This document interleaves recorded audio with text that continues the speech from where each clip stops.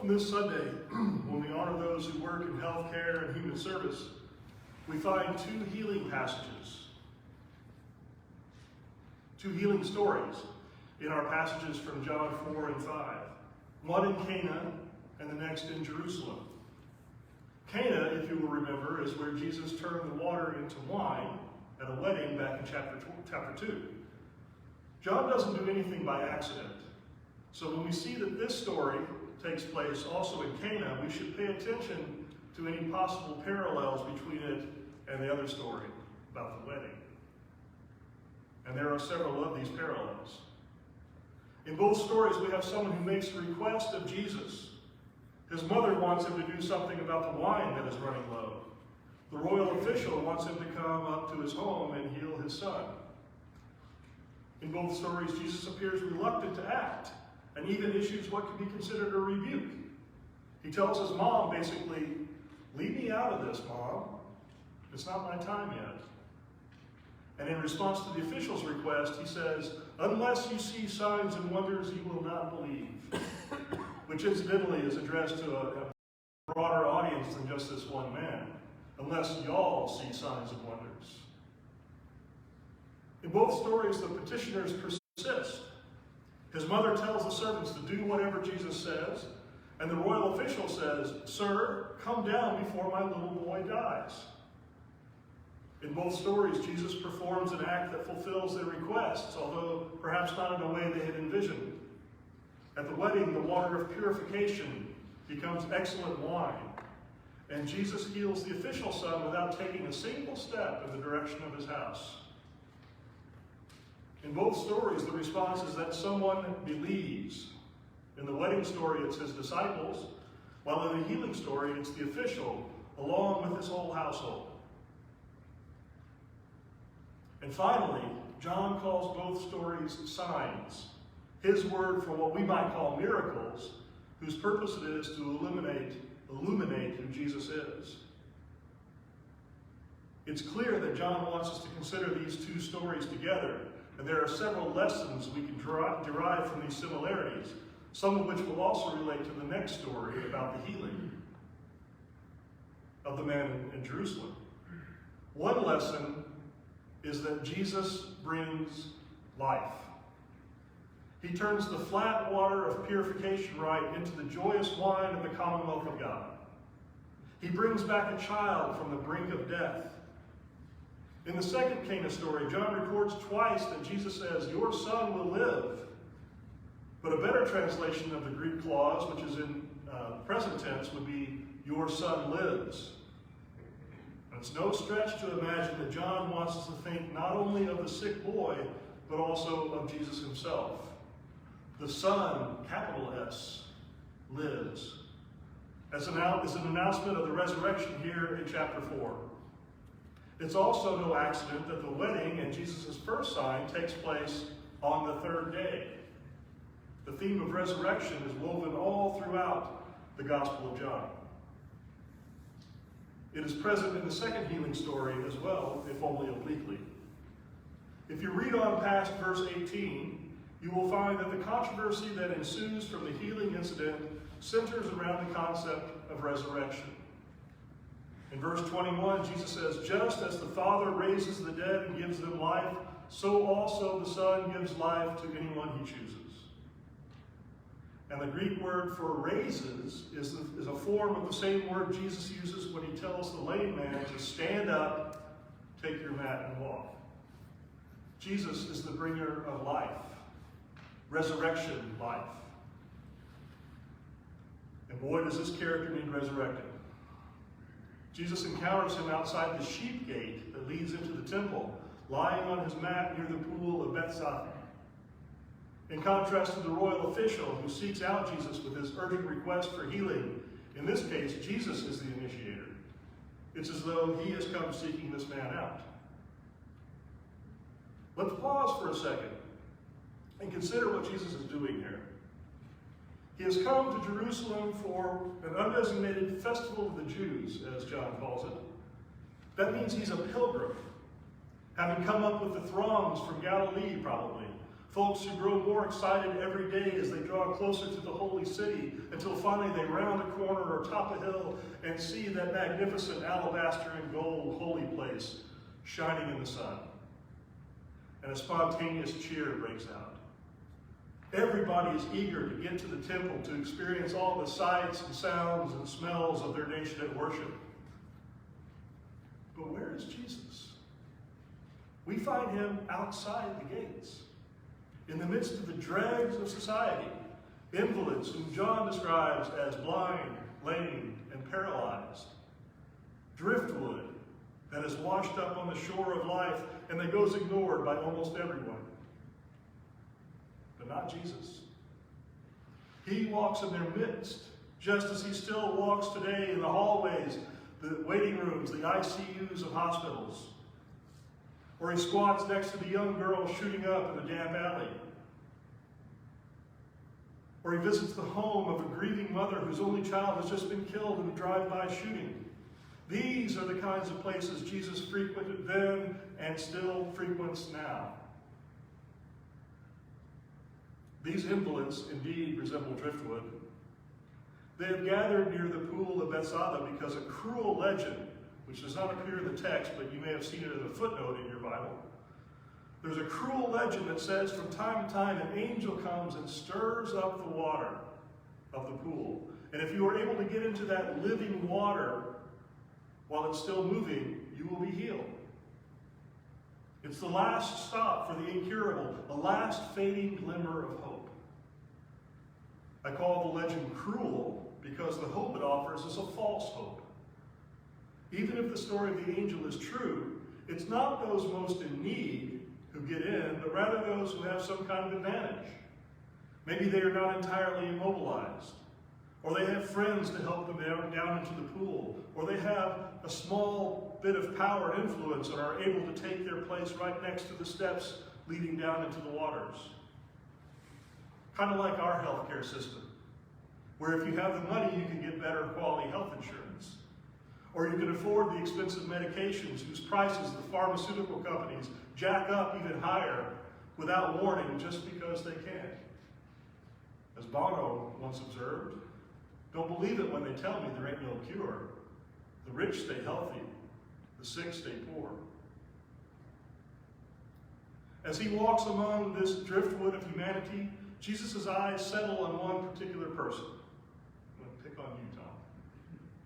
With one look, you can tell that this man has occupied his spot for a long, long time. As a matter of fact, John tells us the guy has been ill for 38 years. Can you imagine? This man is utterly alone. No family, no friends. I'm sorry, Tom. No family, no friends, not a single person to give him a second glance. He might as well be a piece of furniture.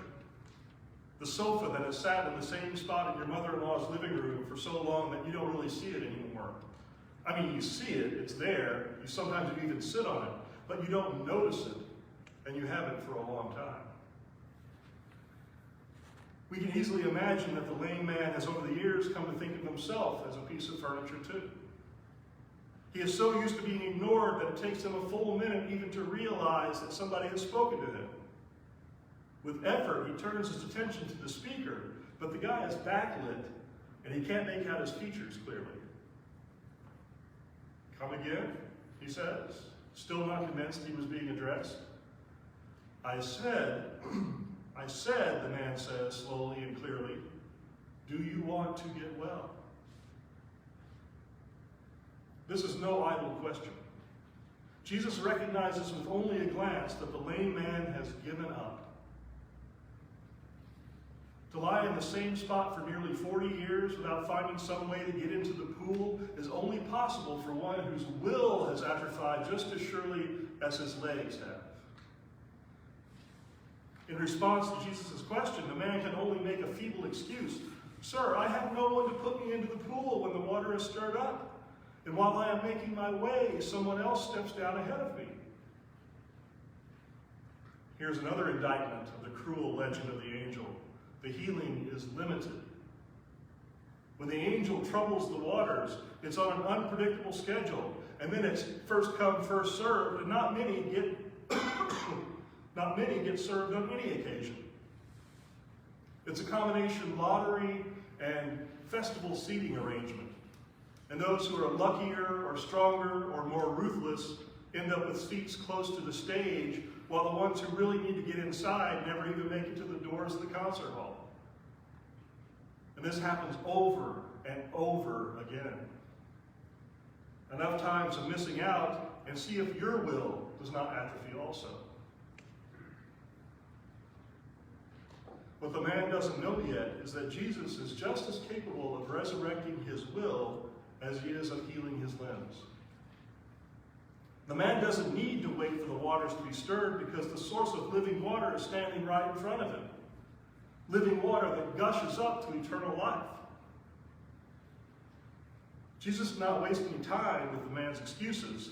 He knows them for what they are. But instead, he says simply, stand up, take your mat, and walk. And waits to see if the man can will himself to obey. Again, note that the word translated as stand up is the same word used in relation to the resurrection. There is more to this encounter than what we see on the surface. In the Gospel of John, there is always more to the story. The man has been sick for 38 years, which incidentally corresponds with the time the Israelites spent wandering in the wilderness after the Exodus.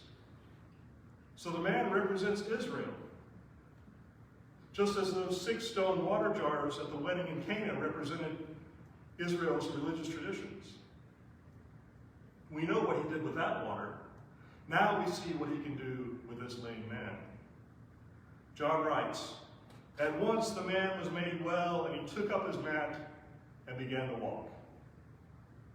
Jesus has come to renew the covenant between Israel and God, and if it comes to it, he will create an entirely new covenant, signified by new wine and by a man whose will to live and flourish has been raised from the dead. The story does not end on this happy note, however, because of the next sentence, which John drops in almost as an afterthought. Now that day was a Sabbath. As if on cue, as if specifically designed to prove John's point about Israel's need for resurrection, a group of Jewish authorities come down hard on the man for carrying his cot on the Sabbath. These are the busybodies, the gatekeepers that we have in every religion, hall monitors, I call them, who have appointed themselves to check your hall pass and make sure you are where you belong and you're not doing anything you're not supposed to do. Their faces always seem pinched, as though they've been sucking on a lemon. And their minds and hearts are pinched to match. This guy has been ill for 38 years and now is well, and all they can do is nitpick about his supposedly violating the Sabbath. As the NFL guys on ESPN like to say, come on, man! After an investigation of the matter, they learn it was Jesus who healed the man. But instead of marveling at his power or commending him for his act of mercy, they start persecuting him because he is doing such things on the Sabbath. Jesus responds to their narrow-minded objections by saying, my Father is still working, and I also am working. The hall monitors don't care for that one much either. And they begin seeking to kill Jesus because he is not only breaking the Sabbath, but is also calling God his own Father, thereby making himself equal to God. Well, dummies, all you had to do was look at the healing itself to see proof that Jesus is equal to God. Or better, that he obeys and performs God's will perfectly while always remaining subservient to God. Because God is still working even on the Sabbath, Jesus too must keep working. And so must we. As Jesus will make clear later in John's Gospel, we are to emulate Jesus just as Jesus emulates God. To return to a theme from a few weeks ago, we are to incarnate Jesus in the world today just as Jesus incarnated God in first century Palestine. Now that doesn't mean that we necessarily have healing powers per se, But it does mean we can follow Jesus' example in other ways. Remember where we found Jesus after he returned to Jerusalem? Walking among the driftwood, the junkies and the basket cases, the incurably ill and those trodden down by life so much that even their will to live, to be human, is all but dead. So who are the driftwood that we encounter in our everyday lives? Is it the guy who stands near the off-ramp of the highway holding the sign that says, "Homeless veteran, please help"? Is it an older person who lives in assisted living and is hard to interact with because of her dementia, but who has no family or friends in the area, no one to come and visit her? Is it the single mother working 2 jobs and still dependent on SNAP benefits and WIC and the food pantry to get her through each month? Is it the teenager who has come out as transgender, whose Bible-believing parents have kicked her out of the house and who now is couch surfing or else living on the street? Is it a construction worker who fell off a ladder 3 years ago and became hooked on painkillers, an addiction that has progressed now to heroin and fentanyl? Is it the parents who have to sit their sons down around age 12 or 13 and give them the talk, explaining how they must behave when they invariably get stopped by the cops, a talk they find humiliating yet necessary, accompanied by a crippling anxiety whenever their boys go out of the house? Or is it somebody else who doesn't fit any of these categories, but who is still adrift and in need of somebody to be their friend, to offer extravagant welcome, to incarnate Jesus for them? Once we have identified that driftwood person in our lives, let us then ask a second question. Do we want to get well? Because our healing is inextricably bound up in the healing of others. We cannot be whole if these others are not also whole. So, imagine yourself on the mat, paralyzed, unable to drag yourself to the pool for healing, abandoned by everyone, and suddenly Jesus appears before you, backlit, and says, "Do you want to be made well?"